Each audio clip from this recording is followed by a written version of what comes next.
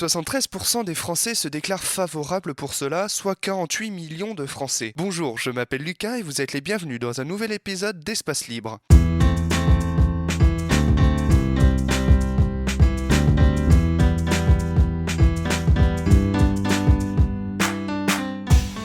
Dans cet épisode, on va parler d'un sujet qui fait mouche aujourd'hui, le référendum pour les animaux.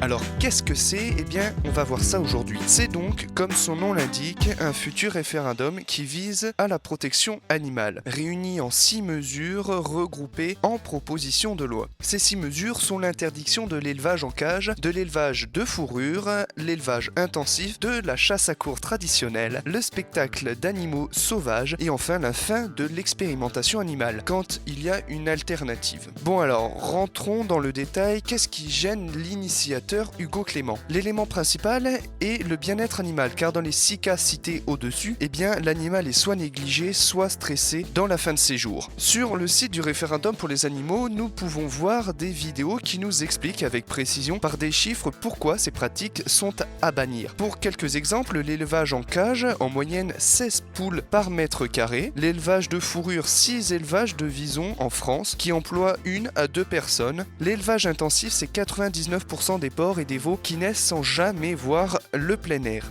La chasse à courre traditionnelle, c'est la chasse d'un seul animal par des chiens et des humains pendant une journée. L'animal meurt soit d'une crise cardiaque, soit d'épuisement. L'expérimentation animale, c'est 2 millions d'animaux et la France est en première position en ce qui concerne l'expérimentation sur les chiens et primates. Bon, voilà pour la présentation. Alors comment se passe l'organisation d'un référendum ? En France, l'article 11 de la Constitution donne droit aux Français de proposer une loi par RIP, référendum d'initiative partagée. Pour que ce RIP ait lieu, il faut d'abord recueillir le soutien de 185 parlementaires, c'est-à-dire sénateurs ou députés. Pour le moment, ils en ont recueilli 132 parlementaires, dont une cinquantaine de parlementaires de la majorité, La République en marche. Suite à cela, le ministère de l'Intérieur ouvrira un site où 4 700 000 Français devront déposer une signature. Après cela, le Conseil constitutionnel va analyser les 6 articles de loi pour vérifier, comme toutes les autres lois, qu'elles n'enfreignent pas un des articles de la Constitution.